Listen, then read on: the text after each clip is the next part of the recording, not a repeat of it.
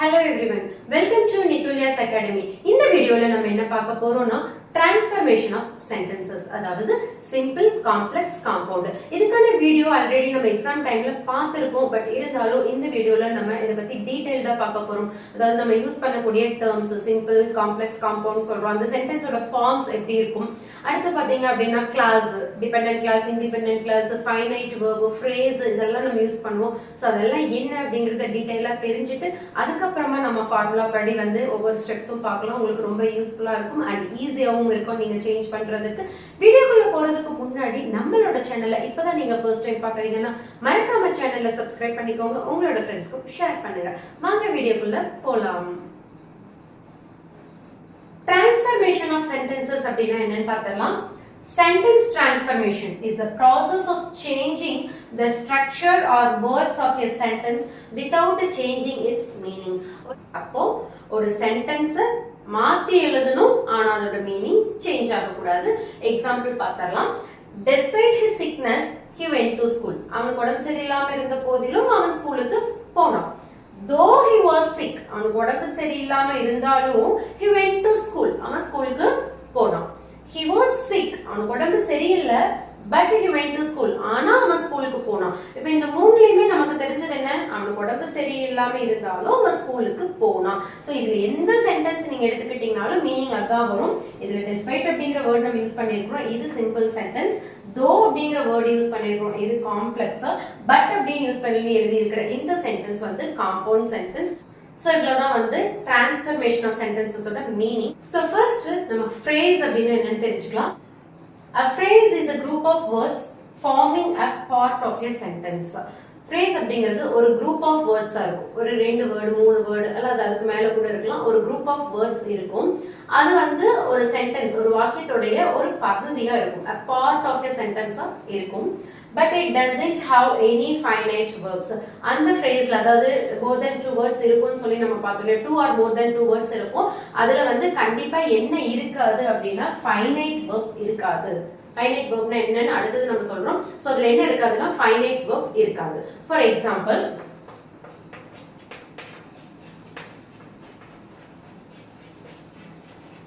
in the evening, in the evening 3 words of combinationல நமக்கு ஒரு phrase இருக்கு. பட் இதுல என்ன இல்லன்னா verb எதுவும் கிடையாது. பட் இருந்தாலும் நம்மனால என்ன பண்ண முடியும்னா இதோட மீனிங் புரிஞ்சுக்க முடியும். ஈவினிங் டைம்ல அப்படிங்கறத நம்மனால அண்டர்ஸ்டாண்ட் பண்ணிக்க முடியும்.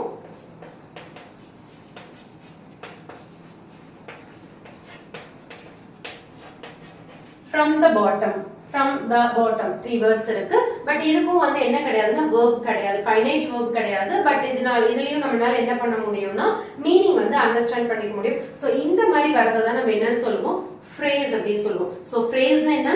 group of words சேர்ந்து some meaning கொடுக்கும், சென்டென்ஸ் உடைய ஒரு பார்ட்டா இருக்கும். பட் அதுல என்ன இருக்காதுன்னா finite verb இருக்காது. Okay, finite verb. A finite verb is a verb that shows tense, number and a person and agrees with a subject. So finite verb அப்படிங்கிறது என்ன அப்படினா ஒரு சென்டென்ஸ் கொடுத்திருக்காங்கன்னா அந்த verb வெச்சு அந்த சென்டென்ஸ் அந்த ஆக்ஷன் எப்ப நடந்துச்சுன்னு நம்மளால கண்டுபிடிக்க முடியும்.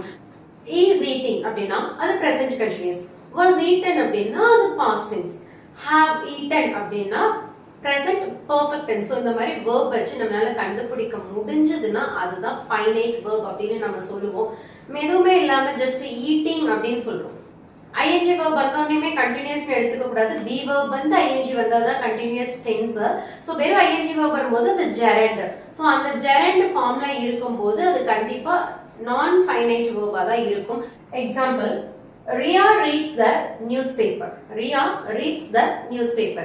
இப்போ இதுல இருக்கக்கூடிய verb எது? reads. இது என்ன டென்ஸ் அப்படின்னா verb கூட s வந்தாலே அது present tense அப்படின்னு நம்மளால கண்டுபிடிக்க முடியும். அப்ப ரியா வந்து நியூஸ்பேப்பர் ரீட் பண்றா அப்படின்னு அர்த்தம். பண்ணிட்டு இருக்கான்னு அர்த்தம், ரெகுலரா பண்றான்னு அர்த்தம். ஓகேவா?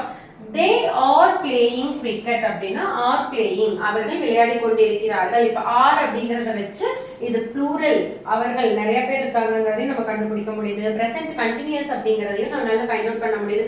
சோ இந்த மாதிரி என்ன டென்ஸ் நம்பர்ஸ் இதெல்லாம் நம்மளால கண்டுபிடிக்க முடிஞ்சதுன்னா அதுதான் நம்ம என்னன்னு சொல்றோம்னா ஃபைனைட் verb அப்படின்னு சொல்றோம். ஸோ ஒரு சென்டென்ஸை வச்சுட்டு அந்த சென்டென்ஸ்ல இருக்கக்கூடிய ஆக்ஷன் எப்போ நடந்துச்சுன்னு நம்மளால சொல்ல முடிஞ்சதுன்னா அதுதான் அந்த verb தான் என்னது ஃபைனைட் verb அப்படின்னு சொல்றோம்.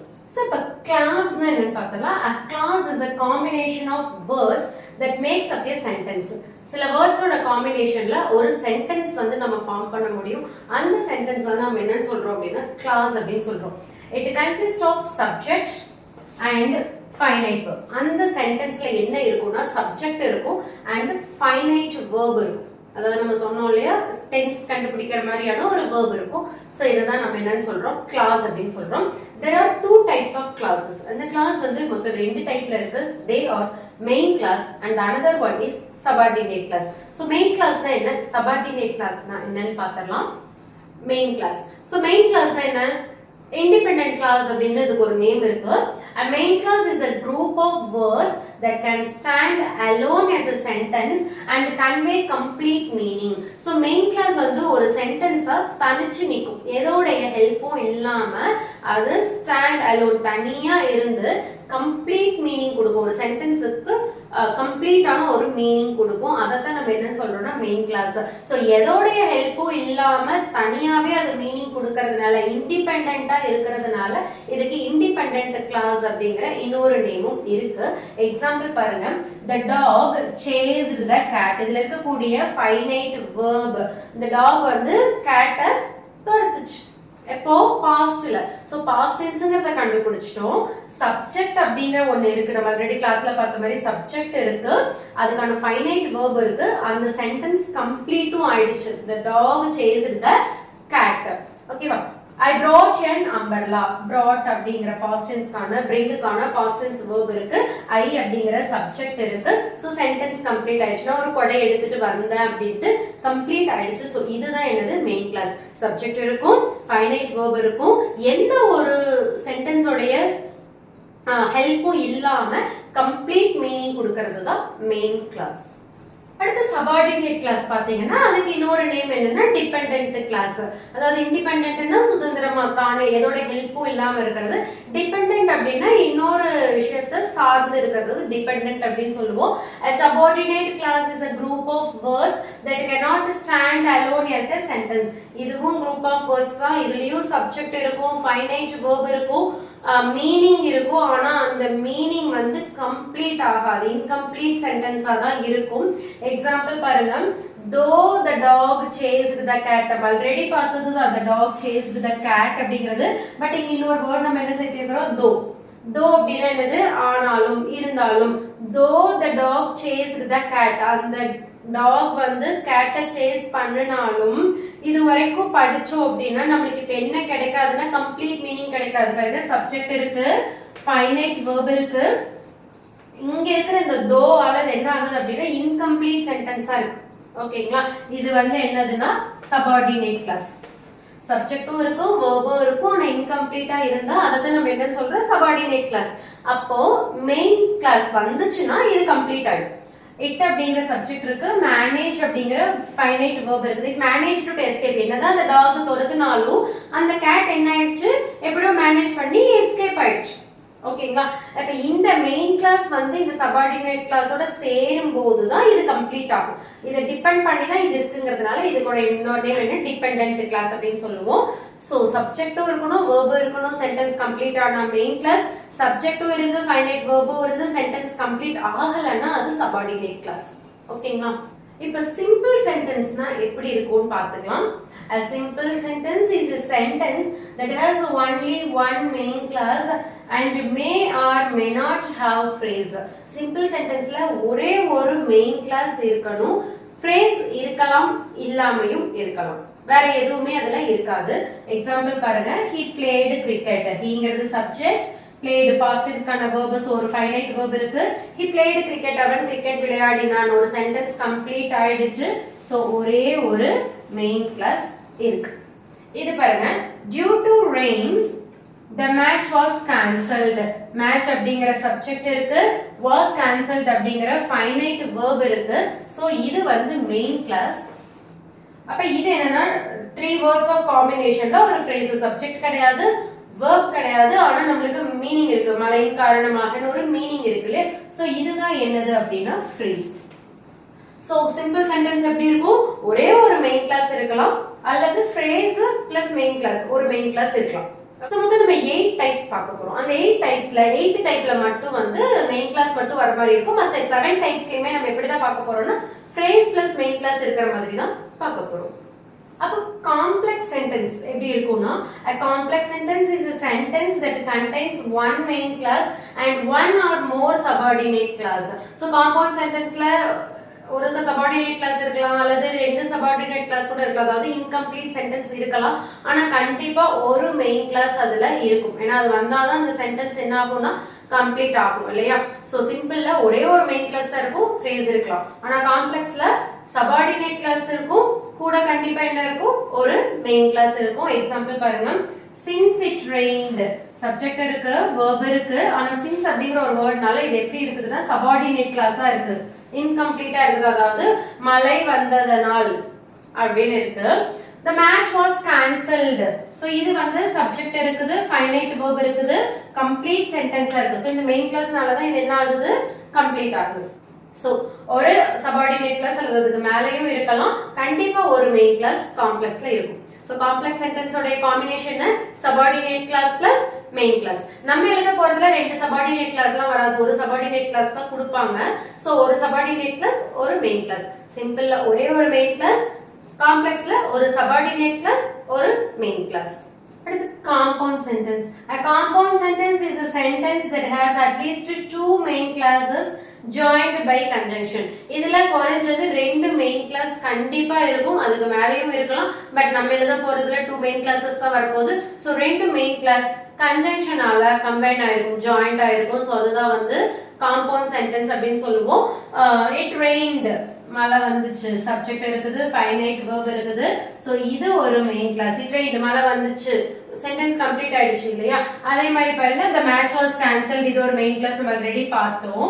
இப்போ இந்த ரெண்டு மெயின் கிளாஸ் and so அப்படிங்கிற கன்ஜங்ஷனால ஜாயிண்ட் ஆயிருக்குது. சோ இதுதான் காம்பவுண்ட் சென்டென்ஸ். சோ சிம்பிள் சென்டென்ஸ்ல phrase plus மெயின் கிளாஸ் இருக்கும், காம்ப்ளெக்ஸ்ல சபார்டினேட் பிளஸ் மெயின் கிளாஸ் இருக்கும், காம்பவுண்ட்ல main clause plus main clause இருக்கும். ஓகேங்களா. சோ இப்போ வந்து நம்ம ஃபார்முலா படி ஒவ்வொரு டைப்ஸா நம்ம டைப் 1 ரீசன். ஒரு ஆக்ஷன் நடந்திருக்கும், அந்த ஆக்ஷன் நடந்ததுக்கான ரீசன் என்னங்கிறது வந்திருக்கும். இப்படி வந்ததுன்னா அதுதான் டைப் 1. நம்ம எக்ஸாம்பிள்ஸ் பார்க்கும்போது சொல்றேன். அதுக்கு முன்னாடி இதோட ஃபார்முலாஸ் பார்த்தரலாம். சிம்பிளோட ஃபார்முலால பாத்தீங்கன்னா being, on account of, due to, because of, owing to, by dint of இதெல்லாம் இருக்கு. காம்ப்ளெக்ஸ்ல as, since, because இருக்கு. காம்பவுண்ட்ல as, காம்பவுண்ட்ல so and so, therefore, hence இதெல்லாம் இருக்கு. இப்போ இவ்வளோயும் நீங்க மனப்பாடம் பண்ணணும் அப்படின்னா நீங்க தெரிஞ்சு வச்சுக்கணும் கண்டிப்பா. ஏன்னா क्वेश्चन வந்து அவங்க எப்படி கேட்பாங்க அப்படின்னு நம்மளால ப்ரெடிக்ட் பண்ண முடியாது. அவங்க எந்த வேர்ட் வச்சு வேணாலும் ஆன் அக்கவுண்ட் ஆஃப் வச்சு கேட்கலாம், இல்ல owing to வச்சு கேட்கலாம். ஸோ இதை கேட்கும்போது இதுதானே நீங்க தெரிஞ்சுக்கணும். சோ அதனால நீங்க இந்த ஃபார்முலா தெரிஞ்சு வச்சுக்கணும். பட் நீங்க யூஸ் பண்றதுக்கு அப்படின்னா 1 or 2 வேர்ட்ஸ் மட்டும் வந்து ஸ்டாண்டர்டா வச்சுக்கோங்க. அந்த வேர்ட் வச்சு நீங்க என்ன பண்ணிக்கலாம் அப்படின்னா சேஞ்ச் பண்ணிக்கலாம். சோ being எப்ப யூஸ் பண்ணணும் அப்படிங்கறத நான் சொல்லிடுறேன். மத்தபடி இதுல எல்லாம் நீங்க எது வேணாலும் நீங்க என்ன பண்ணிக்கலாம், யூஸ் பண்ணிக்கலாம். காம்ப்ளெக்ஸ்ல எது வேணா யூஸ் பண்ணிக்கலாம், மேக்ஸிமம் as யூஸ் பண்ணிக்கோங்க. காம்பவுண்ட்ல and so அப்படிங்கறத யூஸ் பண்ணிக்கலாம். சோ ஃபர்ஸ்ட் क्वेश्चन பாருங்க. he studied well, அவன் நல்லா படிச்சான். he scored good marks, அவன் நல்ல மார்க் வந்து செக்யூர் பண்ணிருக்கான், ஸ்கோர் பண்ணிருக்கான் இல்லையா. நம்மளுக்கு ரெண்டு மெயின் கிளாஸ் கொடுத்திருக்காங்க. இதை வச்சு நம்ம இப்ப என்ன பண்ண போறோம், சிம்பிள் கண்டுபிடிக்க போறோம், காம்ப்ளெக்ஸ் சென்டென்ஸ் மாத்த போறோம், காம்பவுண்ட் சென்டென்ஸ் மாத்த போறோம். சோ ஃபர்ஸ்ட் சிம்பிள்ல ஸ்டார்ட் பண்ணலாம். சிம்பிள் எப்படி இருக்கணும், ஒரு phrase இருக்கலாம், ஒரே ஒரு மெயின் கிளாஸ் இருக்கணும். என்னென்ன இருக்கணும், phrase இருக்கலாம், ஒரே ஒரு மெயின் கிளாஸ் இருக்கணும். இப்போ நமக்கு இங்க ரெண்டு மெயின் கிளாஸ் இருக்கு. இந்த ரெண்டு மெயின் கிளாஸ்ல ஒரு மெயின் கிளாஸ நம்ம ஃப்ரேஸா மாத்த போறோம். அப்ப எந்த மெயின் கிளாஸ நம்ம ஃப்ரேஸா மாத்தணும் அப்படின்னா எது ரீசனா இருக்குதோ அதை தான் ஃப்ரேஸா மாத்தணும், ரிசல்ட்டை மாத்த கூடாது. இதுல ரிசல்ட் எது, அவன் நல்லா படிச்சதுனால மார்க் ஸ்கோர் பண்ணணும் தான் ரிசல்ட். அவன் படிச்சது ரீசன், அவன் ஸ்கோர் பண்ண மார்க் ரிசல்ட். சோ இந்த மெயின் கிளாஸை தான் நம்ம என்ன பண்ண கூடாதுன்னா மாத்த கூடாது. இந்த ரீசனை தான் வந்து நம்ம என்னவா மாத்தணும், ஃப்ரேஸா கன்வெர்ட் பண்ணணும். ஓகேவா? இப்ப ஃப்ரேஸ்ல நம்மளுக்கு என்னென்ன இருக்கலாம், குரூப் ஆஃப் வேர்ட் இருக்கலாம், ஏதாவது மீனிங் கிடைக்கலாம். ஆனா அதுல என்ன இருக்கக்கூடாது, சப்ஜெக்ட் இருக்கக்கூடாது, verb ஃபைனைட் verb-ஆ இருக்கக்கூடாது. இங்க ஸ்டடிடுங்கிறது பாஸ்ட் டென்ஸ் இல்லையா, இந்த ஃபைனைட் verb இருக்கக்கூடாது. அப்ப இந்த ரெண்டை தான் நம்ம என்ன பண்ணணும்னா சேஞ்ச் பண்ணணும். என்னவா சேஞ்ச் பண்ணணும், ஃப்ரேஸா சேஞ்ச் பண்ணணும். சோ சிம்பிளுக்கு ஃபர்ஸ்ட் நம்ம ஃபார்முலா எழுதிக்கலாம். சிம்பிளோட ஃபார்முலாஸ் என்னென்ன, being, on account of, due to, owing to, by dint of, because of இதெல்லாம் இருக்கு. being தவிர வேற எது வேணாலும் நம்ம இங்க யூஸ் பண்ணிக்கலாம். சோ நான் on account of யூஸ் பண்றேன். சோ ஃபார்முலாவை ஃபர்ஸ்ட் யூஸ் பண்ணியாச்சு. இப்போ நம்ம சப்ஜெக்ட்டை எடுத்தாச்சு. verb வந்து கண்டிப்பா மெயின் verb இருக்கும்போது கண்டிப்பா நம்மளுக்காக verb வேணும். ஆனா அது எப்படி இருக்க கூடாதுன்னா ஃபைனைட் verb-ஆ தான் இருக்க கூடாது, ஃபார்ம் மாத்திக்கலாம். அப்ப நீங்க என்ன பண்ணுங்கன்னா ing ஃபார்முக்கு மாத்துங்க. ஸ்டடிட் உடைய ing ஃபார்ம் என்ன, ஸ்டடி, அதோட ing ஃபார்ம் ஸ்டடிங், அப்படி மாத்திக்கலாம். on account of studying well, அவ்வளவுதான். verb மாத்திட்டோம்னா முடிஞ்சது. இப்போ இந்த நவுன் pronoun எடுக்கும்போது நீங்க அப்படியே தூக்கலனா கூட he வந்து his அப்படினும் she இருந்தா her அப்படினு மாத்தி கூட நீங்க எழுதலாம். on account of his studying well, on account of her studying well அப்படினு எழுதலாம். சோ நீங்க ரொம்ப கன்ஃபியூஸ் பண்ணிக்க வேண்டாம், இது ஓகே.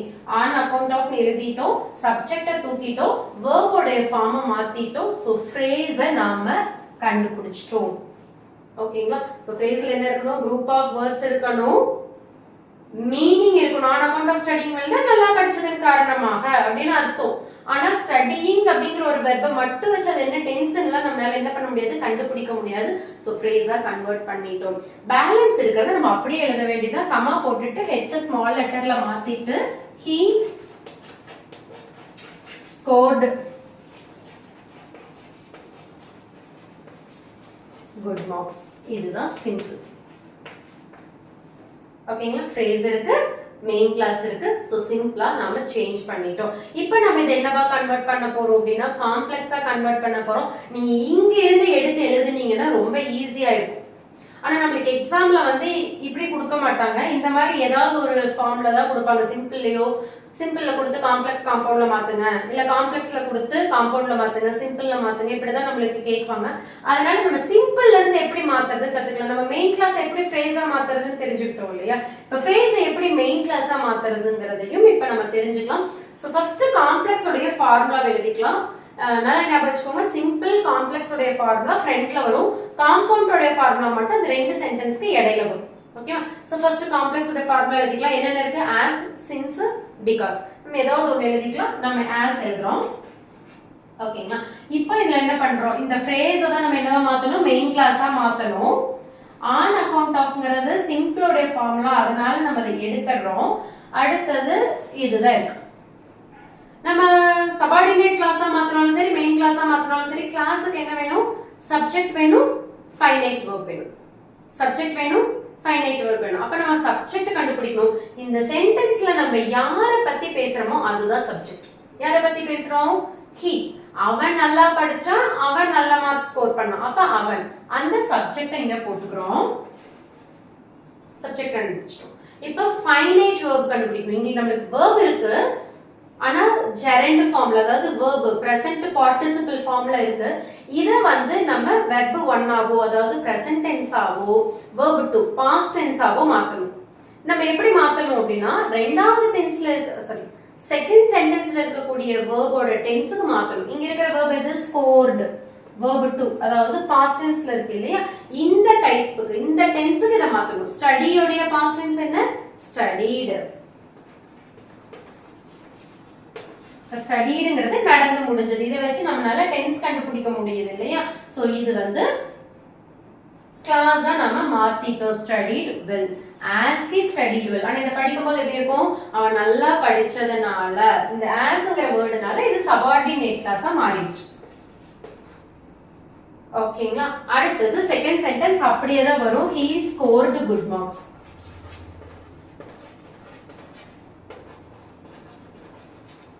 இது main clause.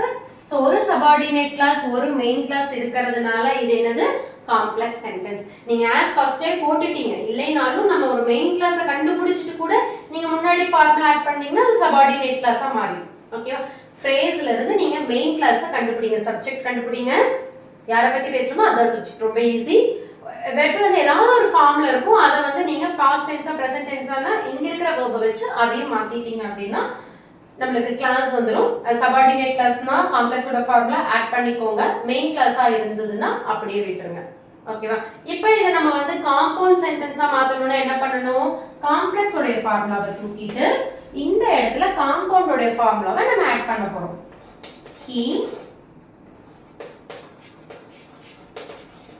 studied well and so அல்லது so hence therefore எது வேணாலும் போட்டுக்கலாம். He scored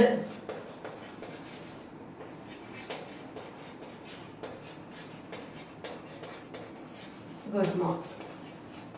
இது காம்பவுண்ட் சென்டென்ஸ். புரிஞ்சுச்சா? சோ சிம்பிள்ல ஒரு ஃப்ரேஸ் இருக்கு, ஒரு மெயின் கிளாஸ் இருக்கு, காம்ப்ளெக்ஸ்ல ஒரு சபார்டினேட் கிளாஸ் இருக்கு, ஒரு மெயின் கிளாஸ் இருக்கு, காம்பவுண்ட்ல ரெண்டு மெயின் கிளாஸ் கன்ஜங்ஷனால கம்பைன் ஆயிருக்கு. Second question. She was sick. She remained at home. ரெண்டு மெயின் கிளாஸ் இருக்கு, ஷீங்கிற சப்ஜெக்ட் இருக்கு, வாஸ் அப்படிங்கிற பாஸ்ட் டென்ஸ்க்கான வெர்ப் இருக்கு. அவளுக்கு உடம்பு சரியில்லை அப்படின்னு ஒரு கம்ப்ளீட் சென்டென்ஸ் இருக்கிறதுனால இது ஒரு மெயின் கிளாஸ். ஷீங்கிற சப்ஜெக்ட், ரிமைண்டுங்கிறது verb to past tense. She remained at home, அவ வீட்லயே இருந்துட்டா அப்படிங்கிறது ஒரு மெயின் கிளாஸ். ரெண்டு மெயின் கிளாஸ் இருக்கு. சோ அகைன் ஃபர்ஸ்ட் நம்ம சிம்பிள்ல மாத்தணும். சிம்பிள்ல மாத்தணும்னா நம்மளுக்கு ஒரு ஃப்ரேஸ் வேணும், ஒரு மெயின் கிளாஸ் வேணும். எந்த மெயின் இதுல ஏதாவது ஒரு மெயின் கிளாஸ் தான் நம்ம ஃப்ரேஸா மாத்த முடியும். எந்த மெயின் கிளாஸ் ஃப்ரேஸா மாத்தணும்? எது ரீசனா இருக்கோ அதைத்தான் மாத்த முடியும், ரிசல்ட்ட மாத்த கூடாது. அவ ஏன் வீட்லயே இருந்தா? உடம்பு சரியில்லாதனால. சோ உடம்பு சரியில்லைங்கிறது தான் ரீசன். இதைத்தான் நம்ம வந்து என்னவா மாத்தணும்? ஃப்ரேஸா மாத்தணும். சோ ஃப்ரேஸா மாத்தணும்னா நம்மளுக்கு என்ன இருக்கக்கூடாது? சப்ஜெக்ட் இருக்கக்கூடாது, வெர்ப் இந்த ஃபார்ம்ல, அதாவது ஃபைனைட் வெர்ப் ஃபார்ம்ல இருக்கக்கூடாது. ஓகேங்களா? இப்போ நம்ம அதை மாத்தணும். சோ சிம்பிளுக்கு நம்ம ஃபர்ஸ்ட் ஃபார்முலா எழுதணும். நான் சொல்லிட்டேன் பீயிங் தவிர மற்ற எல்லாமே எங்க வேணா யூஸ் பண்ணிக்கலாம். பீயிங் எந்த இடத்துல தான் நம்ம யூஸ் பண்றோம் அப்படின்னா இந்த பி வெர்ப் வரும்போது, இதெல்லாம் B verb am, is, are, was, were. am, is, are, was, were. இதெல்லாம் பி வெர்ப்ஸ். இந்த வெர்ப்ஸ் எல்லாம் வரும்போது நீங்க பீயிங் அப்படிங்கிற பி வெர்பை யூஸ் பண்ணணும். அப்ப இந்த வாஸ் உடைய எடுத்துட்டு நீங்க என்னவா மாத்துறீங்க? பீயிங். சோ கொடுத்திருக்கிற சென்டென்ஸ்ல இந்த 5 வெர்ப்ல எது வந்திருந்தாலும் நீங்க பீயிங் போட்டுக்கலாம். அப்படி இல்லாம மெயின் வெர்ப் வந்திருந்தா நீங்க மெயின் வெர்ப் உடைய ஐஎன்ஜி ஃபார்ம் போட்டுக்கலாம். ஓகேவா? இதெல்லாம் பி வெர்ப். பி வெர்ப் உடைய ஐஎன்ஜி ஃபார்ம் பீயிங். அடுத்தது சிக். Being sick. அவ்வளவுதான். பேலன்ஸ் மெயின் கிளாஸ் எதுவுமே மாத்த வேண்டியது கிடையாது, நீங்க அப்படியே எழுத வேண்டியதான். சோ நம்மளுடைய வர்க் எல்லாமே வந்து ரீசன்ல இருக்கிற மெயின் கிளாஸ்க்குள்ளதான். இது எல்லாமே நீங்க அப்படியே எழுதுறது தான். At home.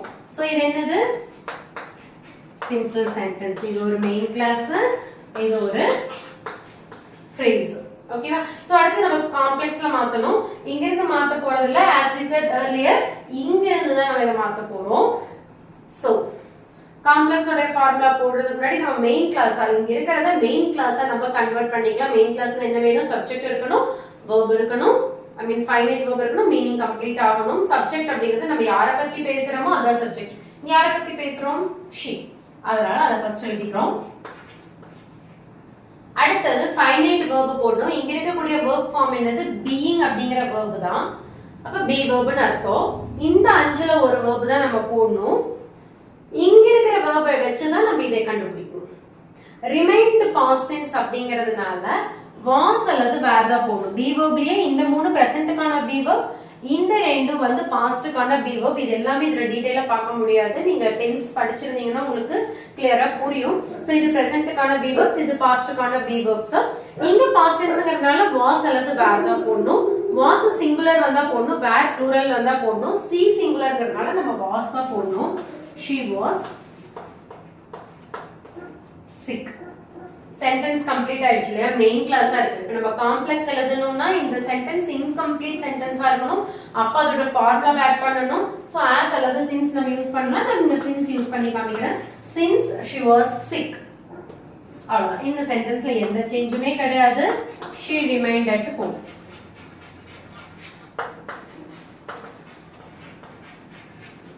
ஸோ இது complex sentence.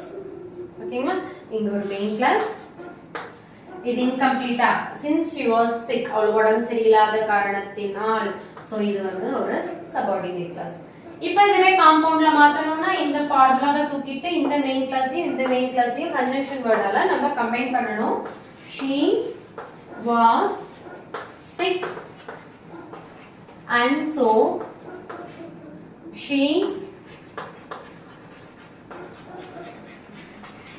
remained at home. இது வந்து compound. Next question. The students were intelligent. They answered the questions correctly. இங்க they அப்படிங்கிறதும் யாரை தான் மீன் பண்ணுது? The students தான். ஸோ 2 தடவை திருப்பி அவங்க நேம் சொல்ல வேண்டியது இல்லைங்கிறதுனால அதற்கான ப்ரனவுன் அங்க யூஸ் பண்ணியிருக்கு. ஸோ அங்கேயும் என்ன இருக்கிறதா அர்த்தம்? The students அப்படின்னு இருக்கிறதா அர்த்தம். Okay, the students are intelligent. அவங்க இன்டெலிஜென்ட்டா இருக்காங்க, அதனால அந்த क्वेश्चंस्க்கு எல்லாத்துக்கும் அவங்க கரெக்ட்டா ஆன்சர் பண்றாங்க. சோ இது ரிசல்ட், இதுதான் ரீசன். சோ இந்த ரீசன் தான் வந்து நம்ம சிம்பிளுக்கு ஃப்ரேஸா மாத்த போறோம். சோ ஃப்ரேஸ்ல என்ன இருக்க கூடாது? யாரை பத்தி பேசுறோம்? அந்த சப்ஜெக்ட் இருக்க கூடாது, verb அந்த ஃபார்ம்ல இருக்க கூடாது. ஃப்ரேஸா மாத்த போறோம். நம்ம ஆல்ரெடி சொன்ன மாதிரி be verb வந்திருக்குது. am, is, are, was, whereல இருந்து ஒரு verb வந்திருக்கிறதுனால நம்ம being அப்படிங்கிற verb இங்க யூஸ் பண்ணிக்கலாம். being. ஓகே, அடுத்தது intelligent. என்ன சப்ஜெக்ட்ட தூக்கிட்டோம், verb ஃபார்மா மாத்திட்டோம், அதோட ஃபார்முலா வந்துருச்சு intelligent. being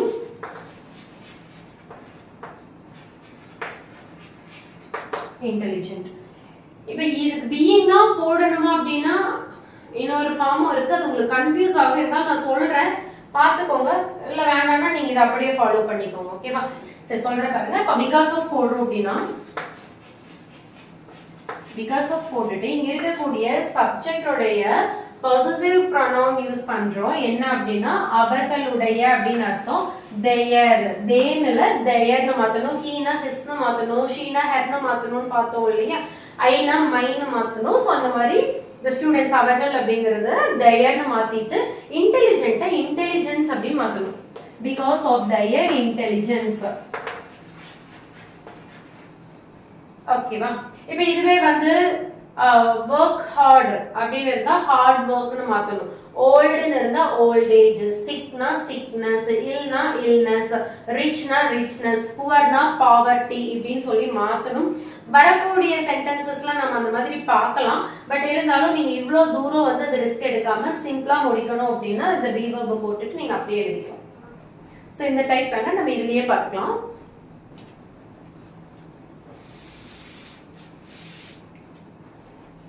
அவ்வளவுதான். being intelligent ஃபர்ஸ்ட் சென்டென்ஸ ஃப்ரேஸா மாத்திட்டு செகண்ட் சென்டென்ஸ்ல எதுவுமே மாத்த வேண்டியது இல்ல. ஆனா அவர்கள் அப்படிங்கறத ஸ்டூடண்ட்ஸ்னு மாத்தணும். ஏன்னா நமக்கு இந்த ஸ்டூடண்ட்ஸ்ங்கிறது இங்கேயும் எடுத்துட்டோம், இங்கேயும் எழுதலன்னா நம்ம யாரை பத்தி பேசுறோம்னே தெரியாம போயிடும் இல்லையா? சோ அதனால இங்க ஸ்டூடண்ட்ஸ்னு எழுதிக்கலாம். Okay, the students. அப்ப நல்லா ஞாபகம் வச்சுக்கோங்க, நீங்க இங்க இருக்கிறது pronoun அவன், அவள், அது, he, she, it, they அதெல்லாம் எடுத்தீங்கன்னா ஒன்னும் பிரச்சனை கிடையாது. ஆனா noun ஒரு நேமிங் வேர்டை எடுத்தீங்கன்னா கண்டிப்பா உள்ள அந்த வேர்டை நீங்க சேர்த்தறணும். the students answered the questions correctly. So இது வந்து சிம்பிள். இப்போ நம்ம சிம்பிள்ல இருந்து காம்ப்ளெக்ஸ் மாத்தும்போது என்ன பண்ணுவோம்? ஃப்ரேஸை மெயின் கிளாஸா மாத்திட்டு அதுக்கப்புறம் அதை சபார்டினேட் கிளாஸா மாத்திக்கலாம். மெயின் கிளாஸா மாத்தணும்னா சப்ஜெக்ட் இருக்கணும், verb இருக்கணும், ஃபைனைட் verb இருக்கணும். இதுல இருக்கக்கூடிய சப்ஜெக்ட் நம்ம யாரை பத்தி பேசுறோம்? the students. சப்ஜெக்ட் எழுதிட்டோம். அடுத்தது verb எழுதணும். இங்க இருக்கக்கூடிய இந்த ing ஃபார்ம் verb present அல்லது pastல மாத்தணும். இங்க answeredங்கிறது past tenseல இருக்கிறதுனால நம்ம past tenseக்கான verb எழுதணும். was அல்லது were தான் வரும். students pluralங்கிறதுனால நம்ம wereங்கிற verb யூஸ் பண்ணணும். அடுத்தது balance அப்படியே எழுதிக்கலாம். the students were intelligent. second sentenceல நான் ஆல்ரெடி ஸ்டூடண்ட்ஸ் எழுதுனதுனால திருப்பி ஸ்டூடண்ட்ஸ் எழுதணும்னு அவசியம் இல்லை. எழுதினாலும் தப்பு கிடையாது. நம்ம அதுக்கு பதிலா அதோட pronoun ஆன they யூஸ் பண்ணிக்கலாம். they answered the questions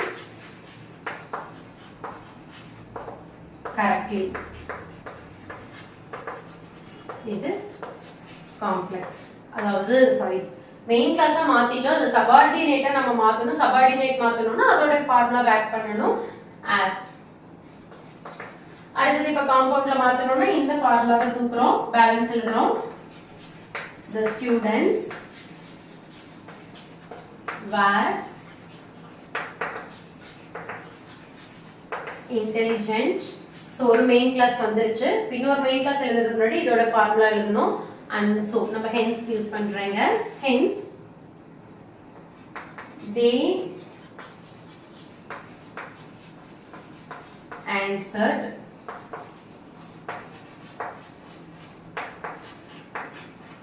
the questions correctly. So அவ்வளவுதான். So type 1 ஈஸியா இருந்திருக்கும்னு நினைக்கிறேன். இதுக்கான எக்ஸசைஸ் क्वेश्चन நான் வந்து உங்களுக்கு இப்ப தந்தறேன். நீங்க வந்து ட்ரை பண்ணி பார்த்துட்டு உங்களோட ஆன்சர் வந்து கமெண்ட்ல சொல்லுங்க. So இந்த வீடியோ உங்களுக்கு பிடிச்சிருந்துச்சுனா கண்டிப்பா உங்களோட ஃப்ரெண்ட்ஸ்க்கும் ஷேர் பண்ணுங்க. We'll meet you with the next video. Until then it's bye from Kausalya. Thank you.